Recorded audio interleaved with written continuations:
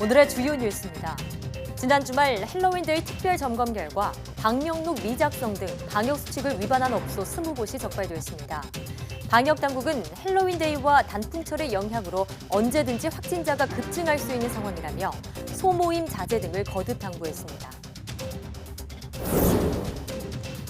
국내 최대 쇼핑 축제인 코리아 세일 페스타가 오는 15일까지 열립니다.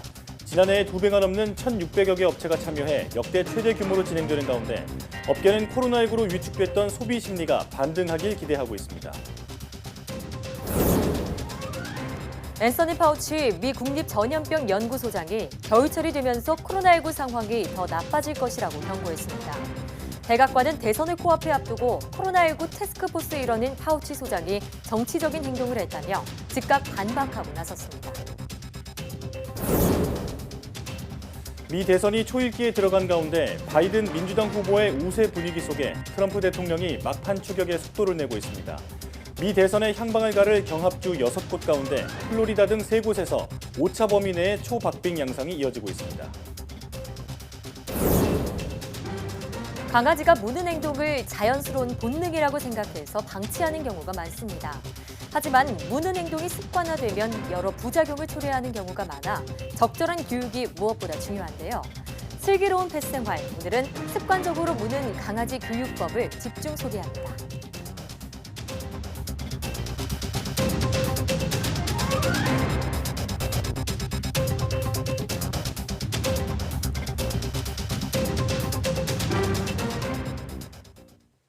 여러분 안녕하십니까? 사이언스 투데이입니다. 지난달 말 경찰과 각 지자체 등이 헬로윈데이를 맞아 주요 유흥 지역에서 코로나19 특별 단속을 한 결과 모두 20곳이 방역수칙 위반으로 적발됐습니다. 송민헌 경찰청 차장은 서울 미근동 경찰청사에서 열린 기자간담회에서 방역당국 특별 단속에 경찰관 1,400명을 투입했다며 이같이 밝혔습니다. 적발된 20건 가운데 무허가로 클럽을 운영한 곳이 9건, 방역록을 작성하지 않거나 거리 두기를 지키지 않는 등 방역 수칙을 위반한 곳이 11건이었습니다. 송 차장은 헬로윈데이가 제2의 이태원발 감염병 확산에 단초를 제공할 우려가 있어 경찰도 적극 인력을 동원해 특별 단속을 도왔다고 강조했습니다. 이번에 적발된 20곳에 대해서는 우선 방역당국이 고발 조치를 할지 집합금지 명령을 내릴지를 지켜본 뒤 후속 조치를 결정하겠다고 설명했습니다. 문재인 대통령이 세분화된 사회적 거리두기에 대해 지속 가능한 방역에 힘쓰면서 경제 활력을 높일 것이라고 강조했습니다. 문 대통령은 3분기 GDP 성장률과 수출 실적 등 경제 지표 성과를 높이 평가하면서 방역 모범 국가에 이어 경제 모범 국가로 만들겠다고 밝혔습니다. 청와대 수석 보좌관 회의에서 문 대통령의 발언 직접 들어보시겠습니다. 코로나의 장기화에 대비하여 사회적 거리두기 체계를 개편하는 등 코로나와 공존하는 시대에 맞는 지속 가능한 방역에 힘쓰면서 경제 활력을 높이는 노력에 더욱 힘을 모아야 할 것입니다. 이 같은 노력이 모여 방역의 성공을 이어가고 4분기에도 경제 반등의 추세를 이어나간다면 내년 상반기부터 우리 경제는 코로나의 충격을 만회하고 정상 궤도로 진입할 수 있을 것입니다. 정부는 국민과 함께 방역 모범 국가에 이어 경제 모범 국가를 만들어내겠습니다. 국내 최대 쇼핑 축제인 코리아 세일 페스타가 오는 15일까지 열립니다. 지난해 2배가 넘는 1,600여 개 업체가 참여해 역대 최대 규모로 진행되는 가운데 업계는 코로나19로 위축됐던 소비 심리가 반등하길 기대하고 있습니다. 차유정 기자가 보도합니다. 서울의 한 백화점 행사장이 겨울 의류들로 빽빽하게 가득 찼습니다. 평소 같으면 한산한 평일 오전인데도 옷을 사려는 고객들이 꽤 많습니다.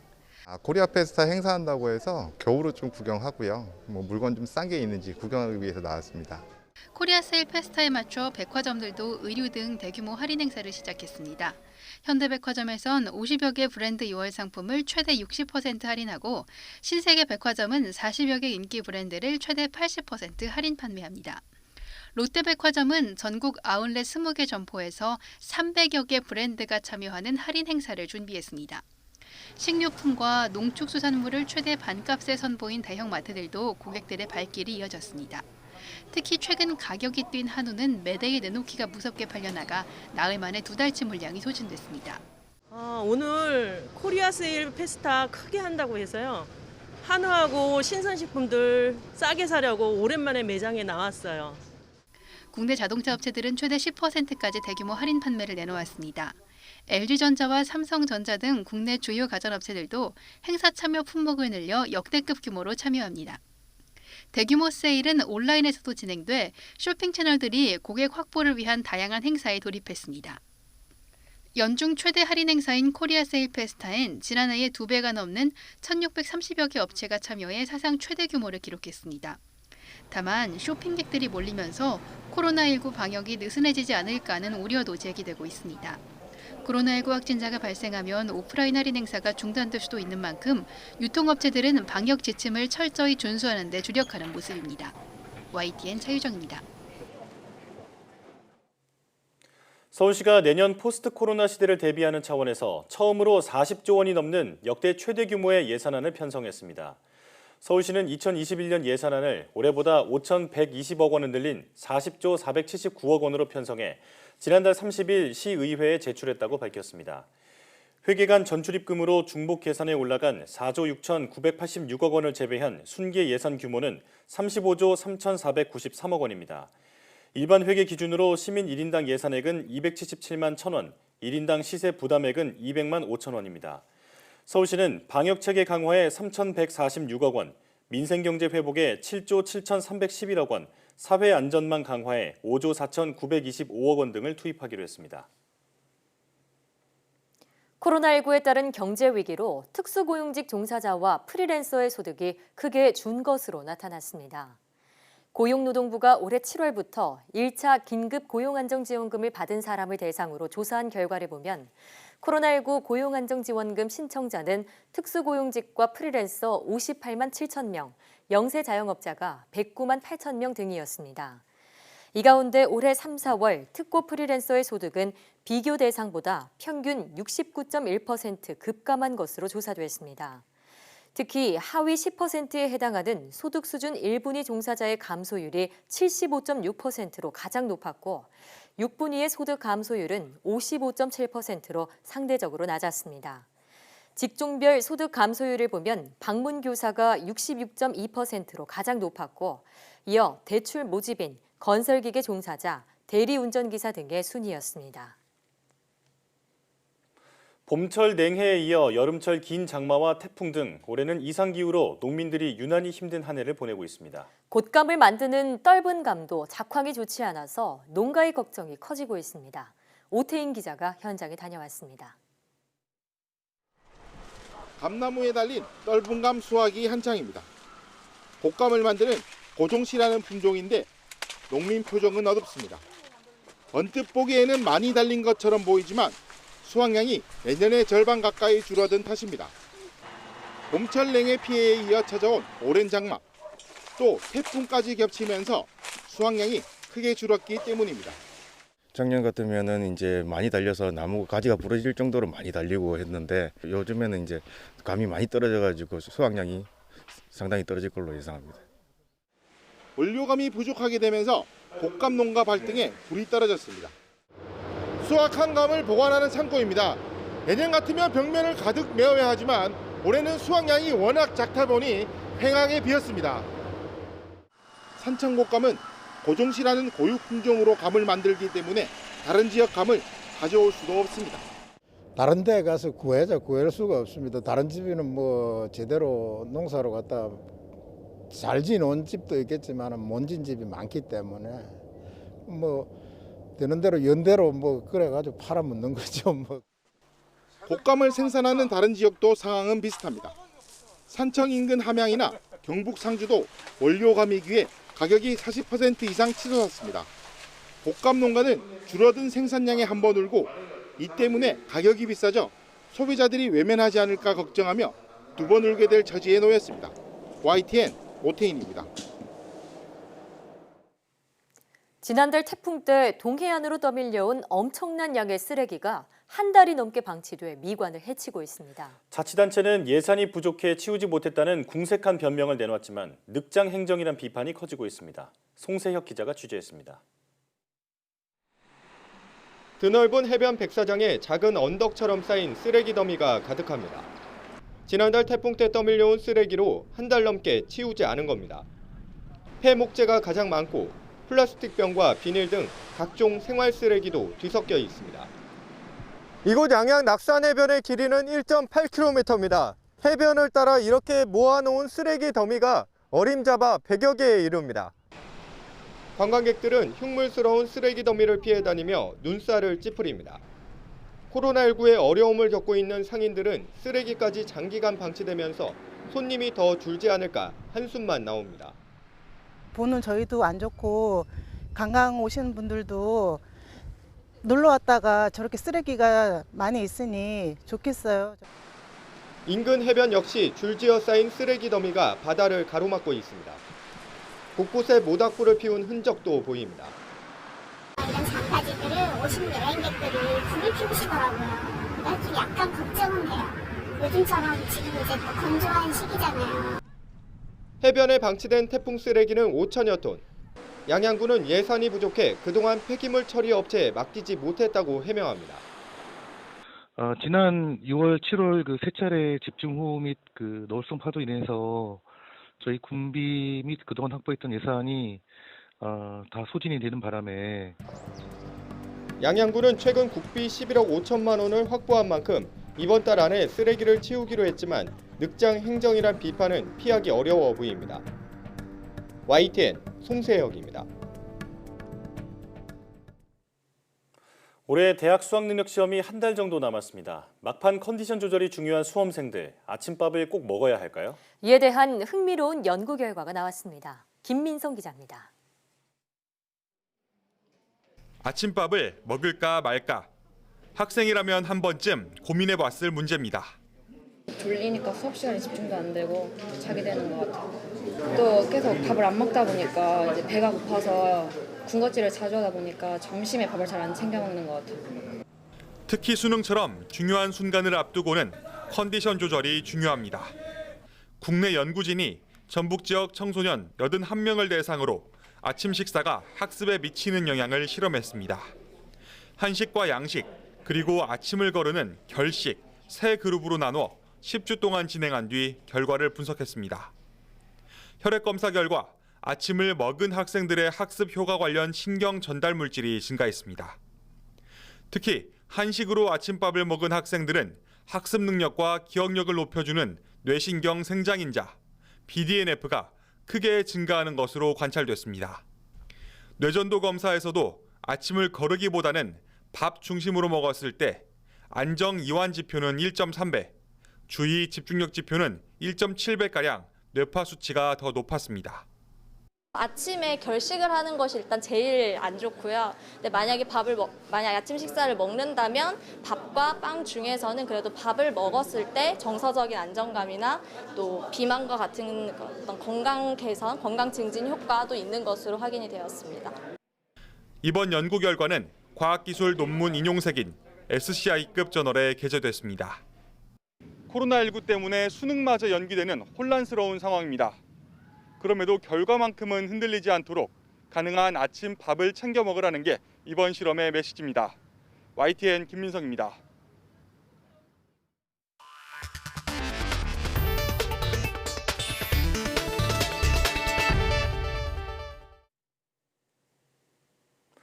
영국 잉글랜드 지역 전체에 내려진 한 달간의 봉쇄 조치가 이번 주말에 연장될 수도 있다고 국무조정실장이 밝혔습니다. 영국 정부의 마이클 고브 국무조정실장은 스카이뉴스에 출연해 잉글랜드 봉쇄가 만료 시한인 12월 초를 넘겨 더 연장될 수 있다고 말했습니다. 고브 실장은 지금 우리가 행동을 취하지 않는다면 보건의료 체계가 나중에 어떤 방법으로도 지탱할 수 없을 정도로 위험해질 것이라며 이같이 밝혔습니다. 영국 정부의 과학자문위원인 제러미 파라 박사도 BBC 방송에서 대유행이 잦아들지 않는 한 봉쇄는 12월 초 이후까지로 연장돼야 한다고 강조했습니다. 스페인 도심 곳곳에서 코로나19 확산을 막기 위해 정부가 추진하는 야간 통행 금지령에 반발하는 시위가 잇따랐습니다.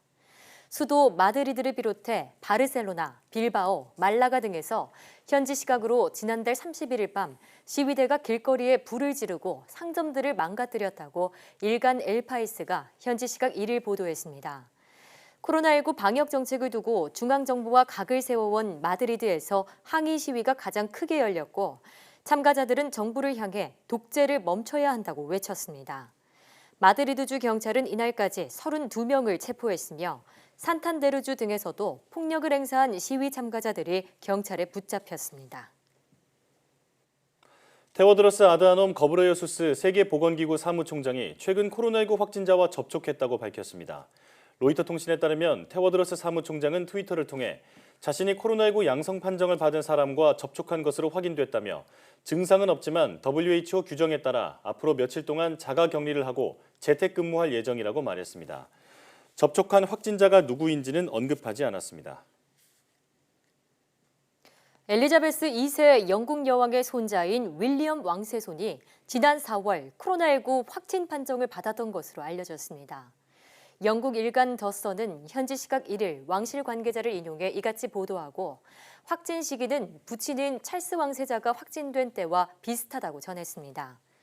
더 선에 따르면 윌리엄 왕세손은 코로나19 감염이 확인된 뒤 정부 지침에 따라 영국 동부 노퍽주의 영지에서 격리 생활을 하며 왕실 주치의로부터 치료를 받았습니다. 한때 숨쉬기 어려울 정도로 증상이 악화했지만 전화와 화상회의에 14차례나 참석하는 등 격리 기간이라도 정상적으로 업무를 수행했습니다.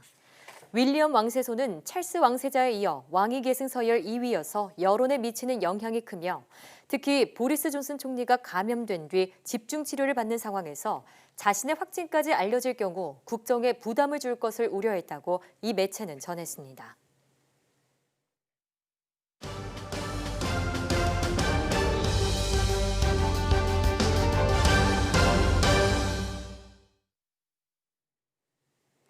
미국 대선 투표는 우리 시간으로 3일 오후부터 4일 오전까지 24시간에 걸쳐 치러지는데요.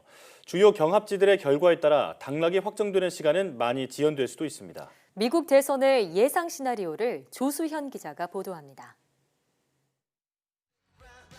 첫 번째 시나리오는 민주당 바이든 후보의 승리입니다. 지금까지의 여론조사 결과와 일치하는 것으로 트럼프 대통령도 패배를 인정할 수밖에 없는 뚜렷한 격차를 보인다는 겁니다.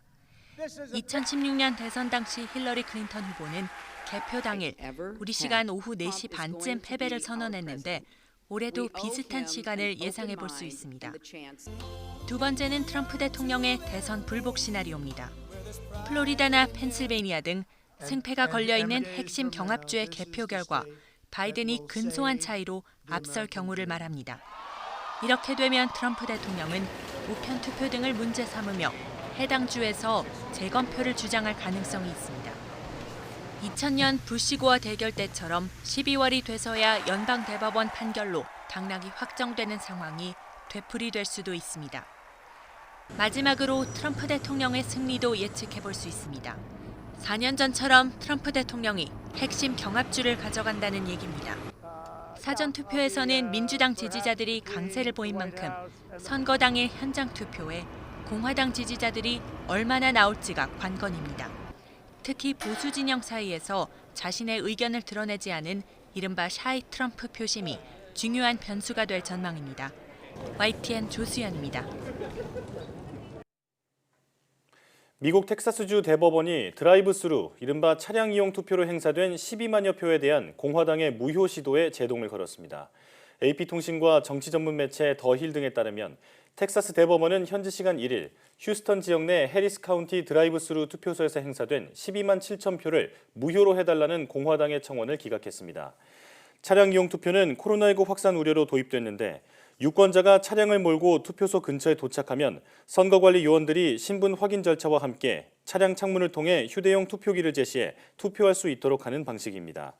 텍사스주 공화당 측은 지난달 12일 해리스 카운티의 드라이브스루 투표 계획에 대해 불법이라며 소송을 제기했지만 법원은 해리스 카운티에 손을 들어줬습니다. 전국에서 두 번째로 많은 선거인단이 걸린 텍사스는 전통적으로 공화당의 텃밭으로 여겨져 왔지만 민심이 요동치고 있어 민주당과 공화당 모두 탈환과 수성의 사활을 걸고 있습니다. 미국 대선은 선거 제도뿐만이 아니라 출구조사 방식도 우리에겐 생소한 점들이 많습니다. 정해진 시간에 한눈에 모든 결과를 알 수 있도록 발표되는 게 아니어서 헷갈리기도 한데요. 주별 상황을 시시각각 주시해야 합니다. 김진호 기자가 자세히 전해드립니다. 2000년대부터 미국 대선 출구조사는 주요 언론사들로 구성된 컨소시엄이 공동으로 진행해왔습니다. 그런데 과거 참여했던 팍스 방송과 AP통신이 2017년에 탈퇴했기 때문에 올해는 CNN과 NBC, ABC와 CBS 등 4곳이 미국 선거 풀단을 구성해 운영합니다. 출구조사는 50개 주 전체가 아니라 경합주를 포함해 20여 개 주요 주를 대상으로 진행됩니다. 2016년 대선 때는 모두 28개 주에서 출구조사를 했는데 올해도 비슷한 수준이 될 것으로 관측됩니다. 다만 한꺼번에 결과가 발표되는 게 아닙니다. 지역별 시차가 있는 데다 투표 시간 자체도 주별로 다르기 때문입니다. 따라서 일부 주에서 투표가 진행되고 있는 중에도 이미 투표가 끝난 주에서는 출구조사 결과가 순차적으로 발표됩니다. 이번엔 우리 시간 4일 오전 9시 동부 지역부터 하나둘씩 발표되는 만큼 시시각각 주시해야 합니다. 가장 관심이 집중되는 곳은 당락을 좌우할 수 있는 6개 경합주, 플로리다, 펜실베이니아, 미시간, 위스콘신, 노스캐롤라이나, 그리고 애리조나입니다. 또한 경합주들의 출구조사 결과가 실제 최종 개표 결과와 일치하는지 여부도 또 하나의 관전 포인트가 될 것입니다. YTN 김진호입니다. 이번 미국 대선에선 여성과 흑인의 표가 변수가 될 거란 분석이 잇따르고 있습니다. 이를 의식한 듯 트럼프 대통령은 교외에 거주하는 여심 공략에 적극적인데 최근 여론조사 결과를 보면 큰 효과를 보지는 못하고 있습니다. 이여진 기자입니다. 미국에서 교외 지역은 가장 큰 표밭입니다. 전체 유권자의 절반 가까이가 교외에 살기 때문입니다. 전통적으로 교외 지역엔 화이트 칼라 직종의 백인 남편과 전업주부가 많이 살았는데 최근 이민자들이 늘면서 인구 구성이 다양해지고 있습니다. 이런 변화가 2년 전 중간 선거에서 공화당에 뼈아픈 패배를 안겼습니다. 그리고 그 중심엔 여성들이 있었습니다. 이들은 마초적인 트럼프 스타일을 좋아하지 않습니다. We come together when we take the streets, when we vote. Women are the single most powerful political force in America, and there is nothing, not one thing that Donald Trump can do to stop us. 이 때문에 바이든과 트럼프 간 여성 지지율은 현재 큰 격차를 보입니다. 지난 10월 23일부터 26일까지 전국 유권자 1,005명을 대상으로 한 CNN 여론조사 결과를 보면 여성 유권자의 61%는 바이든을, 37%는 트럼프를 지지했습니다. 결국 트럼프 대통령은 직접 여성 표 공략에 나섰는데 별 반응이 없어 애를 태우고 있습니다. Suburban women, you should love me for what I'm doing because I'm saving the suburbs. 흑인을 포함한 유색인종 표심도 당락을 가를 거라는 분석이 많습니다. CNN의 같은 조사에서 유색인종의 71%는 바이든을 지지했고 트럼프는 24% 지지만 얻었습니다. 백인 50%가 트럼프를 지지한 것과는 큰 차이가 있습니다. He is non-racist. He always talk about everyone. He doesn't separate black from white. 유색인종의 코로나19 피해가 컸던 점. 지난 5월 조지 플로이드를 비롯해 최근 필라델피아 흑인 남성 피격 사망까지 인종차별과 경찰 폭력 문제가 부각된 영향이란 지적입니다. YTN 이여진입니다. 미 대선을 앞두고 영부인 후보들의 행보가 큰 대조를 보이고 있습니다. 뒤늦게 선거전에 합류한 트럼프 대통령의 부인 멜라니아 트럼프가 조용한 퍼스트레이디의 모습을 유지하고 있는 반면 바이든 민주당 후보의 부인 질 바이든은 광폭 행보를 이어가고 있습니다. 최문석 기자의 보도입니다. 1차 TV 토론이 끝난 뒤 퍼스트레이디 후보들의 모습은 확연히 달랐습니다. 멜라니아 트럼프 여사는 남편 곁에 조용히 서 있는 반면 질 바이든 여사는 남편과 포옹하고 관객에게 손을 흔들며 인사를 잊지 않았습니다. 선거 유세 방식도 180도 다릅니다. 대선을 일주일 앞두고 첫 유세에 나선 멜라니아는 연단에서 연설만 끝낸 뒤 돌아갔습니다. We must keep Donald in the White House so he can finish what he started and our country can continue to flourish. 반면 질 바이든은 지지 연설의 장소로 자신이 평생 몸담아온 교육 현장을 택했습니다. 4 days after Bo's funeral, I watched Joe shave and put on his suit and walk out into a world empty of our son. He went back to work. That's just who he is. 멜라니아는 슬로베니아에서 건너온 이민자 출신의 모델이었습니다. 공식 석상에도 모습을 잘 드러내지 않고 속내를 내비치지 않는 은둔형 퍼스트레이디라는 평가를 받고 있습니다. 이와 달리 질 바이든은 이민자 등 소외 계층에 영어를 가르치는 교수로 남편이 당선되면 다시 교수로 돌아가겠다고 밝힐 정도로 적극적인 성격입니다. 지난 3월 LA 집회에서 여성 시위자들이 연단으로 난입할 때 시위자를 가로막으면서 남편을 보호해 화제가 됐습니다. 기자들과 가까운 거리에서 대화 중이던 바이든 후보를 사회적 거리를 유지하라며 뒤로 떼어놓기도 합니다. 비교적 소극적 행보를 보인 멜라니아 여사와 유세장 곳곳을 돌며 적극적으로 나선 질 바이든. 두 사람의 판이한 행보가 막판 부동층 여성 공략에 어떤 영향을 미칠지 관심을 끌고 있습니다. 나아가 둘 중 누가 퍼스트레이디가 되느냐에 따라 미국의 대외 이미지에도 적잖은 영향을 줄 것으로 보입니다. YTN 최문석입니다.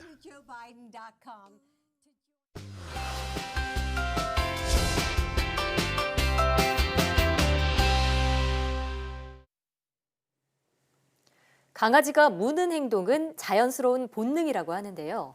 하지만 방치하면 무는 게 습관이 될 수 있어 초기에 원인을 파악해 개선하는 게 중요하다고 합니다. 오늘 슬기로운 펫생활에서는 무는 강아지 교육 방법에 대해 알아보겠습니다. 이삭 애견훈련소 이웅종 대표와 함께합니다. 어서 오세요. 어서 오세요. 네, 안녕하십니까. 네. 자, 강아지들이 물어뜯는 행동을 보통 우리가 입질이라고 하잖아요. 네. 이것 때문에 고민하고 있는 반려인들이 참 많은데 강아지들이 입질하는 이유부터 들어볼까요? 네, 보통 새끼 강아지들은 이갈이 시기에 이가 자라나면 간지러서 이것저것 자꾸 무는 버릇들이 생겨나거든요. 예. 호기심이 많은 어린 강아지들은 입이 손이에요. 아, 예. 그래서 손이기 때문에 모든 것을 입으로 탐색해 보려고 하고 네. 그러다가 보호자의 손이나 발을 물었을 때 그 반응을 놀이처럼 받아들이게 되고 하게 되면 하나의 잘못된 문제 행동으로 발전할 수가 있습니다. 원래 태어나기를 겁이 많고 소심한 경우, 자꾸 무는 경우가 있는데요. 네. 경계심이나 두려움을 공격성으로 나타내는 것이죠. 혹은 학대를 받았거나 자기 몸을 만지려는 것을 예. 극도로 예민하게 반응을 하는 강아지도 입질을 합니다. 네. 이는 강아지들만의 방어 수단이라고 볼 수가 있어요. 강아지들은 입질을 가볍게 지나가는 경우도 있지만 큰 사고로 이어지는 경우도 많기 때문에 보호자분들은 반복적이고 적절한 훈련을 통해서 이를 고쳐나가게끔 해야 합니다. 네. 그러니까 강아지들이 마치 어린 아기들이 구강기에 사물을 입으로 가져가서 물고 씹고 하는 것처럼 입이 좀 간지러워서 이빨이 나면서 간지러워서 그럴 수도 있지만 반면에 방어 수단으로 학대로 인한 방어 수단으로 그런 행동을 하는 걸 수도 있다 설명해 네, 주셨는데 그렇죠. 자 그러면 이럴 때는 어떻게 이렇게 입질하는 것을 막을 수 있을지 교육 방법은 어떻게 될까요? 네, 일반적으로 이제 밀어내기라는 교육법이 있거든요. 네. 바지자락이나 손 물었을 때 저리가 하면서 밀어내야 합니다. 이때 야 하지 마 뭐 이렇게 장난 놓으시는 분들이 굉장히 많거든요. 네. 이럴 때 밀어내는 분들은 정확하고 교육은 단호하고 냉정하게 밀어내고 잘했을 때 잘못했을 때 네. 물려고 하면은 단호하게 물지 마 안 되라는 것을 확실하게 알려주는 것이 필요로 하고요. 단호하게요. 네네. 네. 두 번째는 움직이지 않기 행동이거든요. 네. 보통 바지자락을 물었을 때 일반적으로 야 저리가 하면서 자꾸 흔들면서 오히려 장난치는 경우가 굉장히들 많거든요. 네. 이것은 오히려 개들에게 놀이로 받아들이기 때문에 이럴 때 하지마 멈춰 수군한 다음에 네. 명령을 내려줍니다. 안 돼? 기다려. 그다음에 포기를 하면 옳지 하고 간식을 주어서 보상을 해주면 개들이 자기가 노는 것에 대한 것을 이해할 수 있는 능력들이 굉장히 빨리 진행이 되기도 합니다. 예. 특히 3개월부터 이 시기에는 목줄과 니드줄을 사용해서 예. 교육을 하는데 발을 물려고 하면 니드줄을 살짝 당겨 제압을 합니다. 이 시기부터 간단한 앉아, 엎드려, 기다려 이런 부르기 잘했어, 잘못한 거에 대한 구분을 할 수 있는 단계이기 때문에 예. 하나씩 알려주는 것이 필요합니다. 네. 지금 화면을 통해서 그 대표님께서 직접 훈련을 시키는 모습을 봤는데 네. 강아지가 너무 귀여워서 그러니까요. 네, 집중이 잘 안 되네요. 네. 자, 일단 정리를 하자면 이 훈련을 할 때는 꼭 단호하게 해야 할 것, 그리고 다리를 흔든다든지 뭐 물고 있는 물건을 흔든다든지 해서 놀이로 인식하지 않게끔 이제 확실하게 훈련을 해줘야 한다. 네. 이렇게 네네. 말씀을 해주셨습니다. 자, 그런데 이때 가장 잘못된 교육 방법이 벌을 내리거나 네네. 그 체벌을 하는 거라고 들었거든요. 왜 그런 건가요? 네, 네 맞습니다. 생후 2에서 4개월 시기의 견생에서 있어서 어떻게 보면 가장 중요한 시기이기 때문에 네. 좋은 경험을 시켜줘야 합니다. 예. 자꾸 문다고 해서 체벌하는 건 좋지 않습니다. 보호자의 유대감을 형성하는데 사유할 시기에 강한 체벌을 하면 오히려 강아지들이 더 나쁜 감정을 가지게 되고 네. 공격적으로 변하게 되거든요. 예를 들어서 교육한다고 해서 콧잔등을 때리거나 엉덩이를 때리는 분들이 굉장히 많거든요. 네. 이럴 때 사람의 손에 대한 거부 반응이 일어나고 손을 가져다 대기만 하더라도 입질을 할 수가 있습니다. 네. 절대적으로 육체적인 체벌을 하지 않는 것이 가장 기본입니다. 네. 그 단호하고 냉정하게 명령을 해서 교육을 하되 강하게 체벌을 하는 것은 안 된다. 그렇죠. 이런 말씀이시고요. 네네. 또 이렇게 장난감을 물고 흔들게 하는 거를 우리가 터그놀이라고 네네. 하잖아요. 이뿐만 아니라 공놀이와 같이 강아지들이 좋아하는 장난감으로 관심을 끄는 게 하나의 교육 방법이다. 이렇게 생각하시는 분들이 있는 반면에 이런 걸 계속하면은 강아지들의 공격성이 강해진다. 야생성을 자극하는 것이다. 이런 의견도 있거든요. 뭐가 맞는 건가요?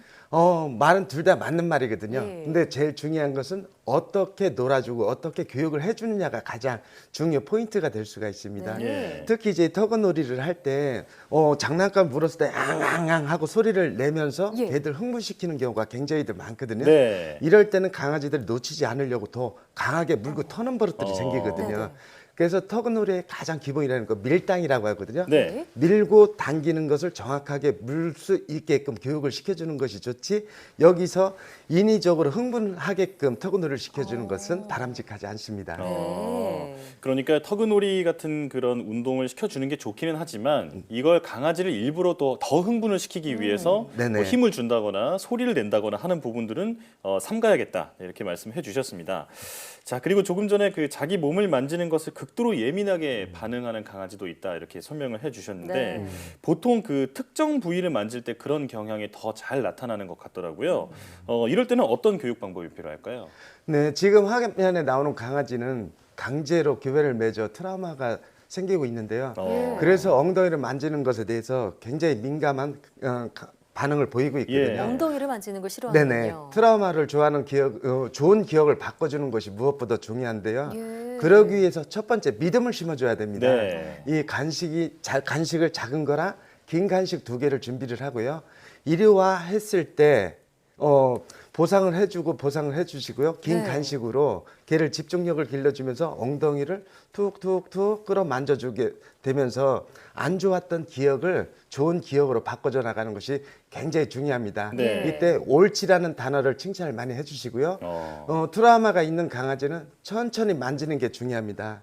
처음 물었을 때 괜찮겠지 하고 넘어가면 습관화될 수가 있습니다. 네. 그럴 때는 교정이 어려워지기 때문에 처음 문제 행동을 보였다면 전문가와 상담으로 통해서 바로 개선할 수 있도록 도움을 주는 것이 중요합니다. 네. 방금 이 영상으로 보여주신 강아지 직접 교육을 하신 거잖아요. 네네. 이 강아지가 트라우마를 극복하는데 교육 기간은 얼마나 걸렸는지 궁금해요. 네, 일반적으로 이제 트라우마 교육 시키는 때 기간을 개에 따라 조금씩 틀리겠지만 예. 꾸준하게 반복을 하려면 저희가 일주일에서 보름 정도 시간을 갖고 진행을 합니다. 네. 이때 좋은 기억을 심어주는 것이 좋고 보통 일반적으로 어느 특정 부위 만지면 아이들이 무는 버릇이 있다 하게 되면 네. 피하는 경우가 굉장히 많거든요. 네. 그러지 마시고 그것을 더 좋은 기억을 심어줄 수 있게끔 터치를 해가면서 보상을 해주면 개선이 될 수가 있습니다. 네. 그럼 궁금한 게 강아지가 성견이 된 이후에도 이런 교육이 좀 잘 들어맞나요?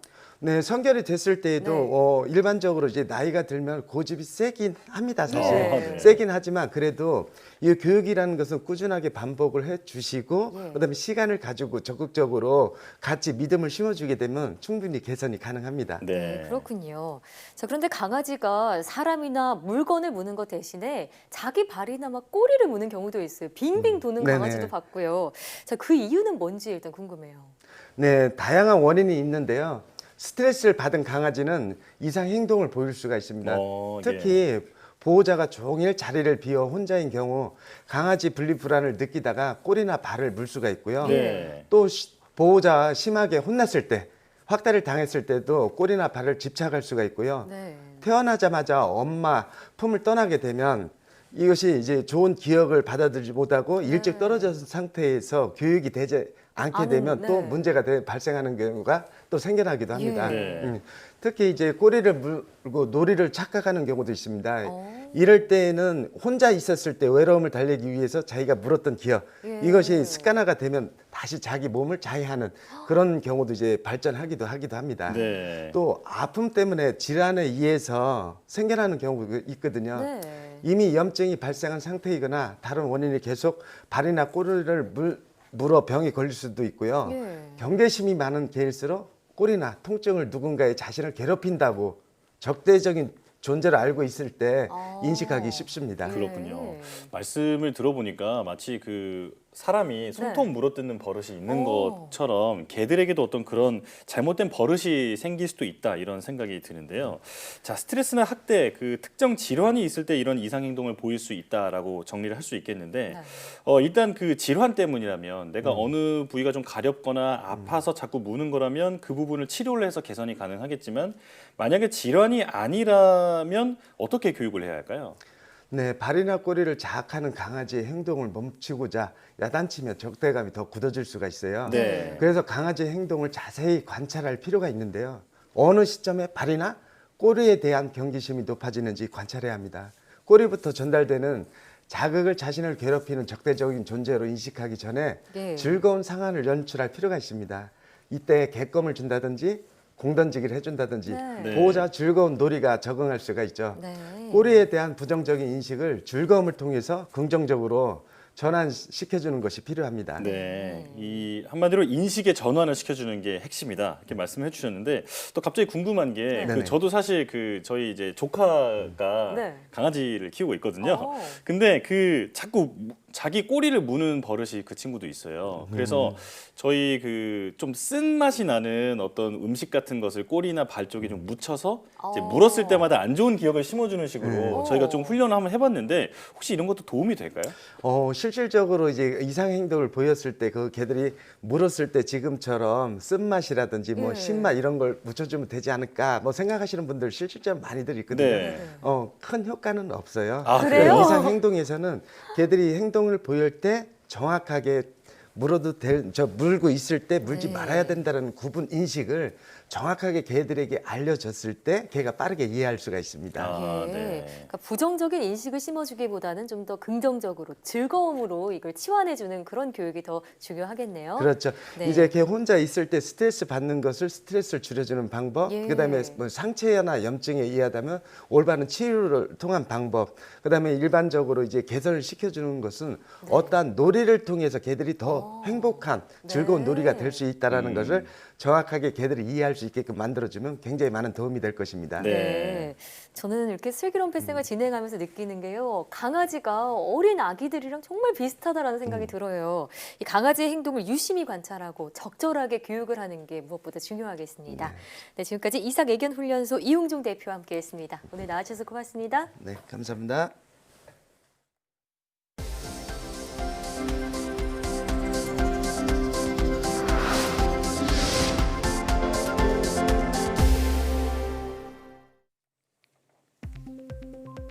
(10분) 정도의 대화에서 치매 환자의 음성 변화를 인공지능으로 파악해 치매 여부를 확인할 수 있는 기술이 개발됐습니다. SK텔레콤과 서울대 의대는 인공지능을 활용한 음성 기반의 치매 선별 프로그램을 개발했다고 밝혔습니다. 연구팀은 이 프로그램이 비대면으로 활용될 수 있는 만큼 진단 비용을 줄이는 데 도움이 될 수 있을 것으로 기대했습니다. 비타민 B3가 자외선으로부터 피부를 보호한다는 연구 결과가 나왔습니다. 이탈리아 노바라 대학병원 연구팀은 비타민 B3의 일종인 니코틴 아마이드를 피부암 환자의 세포에 처리하고 24시간 후 자외선에 노출한 결과 세포 손상이 거의 나타나지 않았다고 밝혔습니다. 연구팀은 니코틴 아마이드가 피부 세포의 DNA 수리 기능을 강화하고 염증 효소를 감소시키는 것으로 나타났다고 설명했습니다. 또 니코틴 아마이드는 생선과 육류, 닭고기, 버섯 등에 많이 들어있다며 이런 음식을 많이 섭취하면 자외선으로부터 피부를 보호할 수 있다고 덧붙였습니다. 가습기 살균제를 흡입한 쥐의 뱃속 태자에서 발육 지연 현상이 확인됐습니다. 안전성평가연구소는 가습기 살균제 성분 가운데 하나인 폴리헥사메틸렌 구원일인 P 계열을 임신한 주에 6시간 동안 흡입하도록 한 결과 뱃속 태자에서 체중 감소와 발육 지연 등의 현상이 나타났다고 밝혔습니다. 연구팀은 임신한 쥐 모체에서도 호흡곤란 등의 반응이 확인됐다며 임신 동물에게 유발된 독성이 간접적으로 태자에게도 영향을 미친 것으로 보인다고 설명했습니다.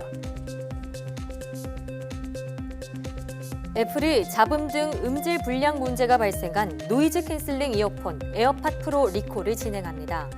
애플은 일부 에어팟 프로에서 시끄러운 환경에서 운동하거나 통화하는 중에 날카로운 소리 또는 잡음이 커지거나 소음 차단 기능이 제대로 작동하지 않는 문제가 확인돼 리콜에 들어간다고 밝혔습니다. 또 애플 매장이나 애플 공인 서비스 업체에서 에어팟 프로 한쪽이나 양쪽 모두를 무상으로 교환받을 수 있다고 덧붙였습니다. 문제가 된 에어팟 프로는 올해 10월 이전에 만들어진 제품이며 구매한 날짜부터 2년 안에 교환이 가능합니다.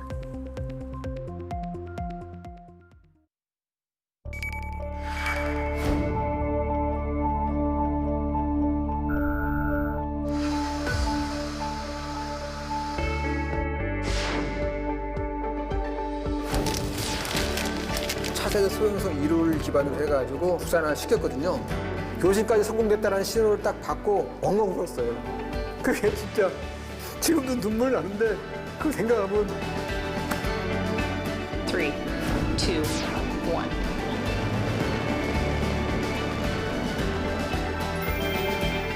났는데 그걸 좀 이제 안테나 뒤에 있는 TRM이어가지고 미상차 조절을 해주게 되게 되면은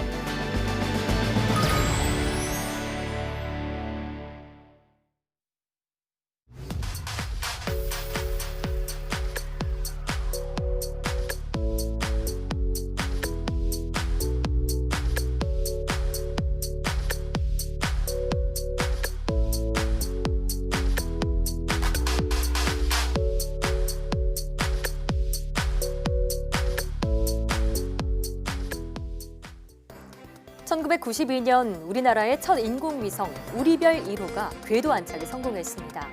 이후 약 30년이 지난 지금 우리나라는 여러 위성을 보유한 위성 강국이 됐는데요. YTN 사이언스 휴먼 다큐 브라보 K 사이언티스트. 오늘은 순수 우리 기술로 만드는 인공위성 연구에 매진하고 있는 신구환 박사를 만나봅니다. 많은 시청 바랍니다. 사이언스 투데이 여기서 마칩니다. 함께해 주신 여러분 고맙습니다.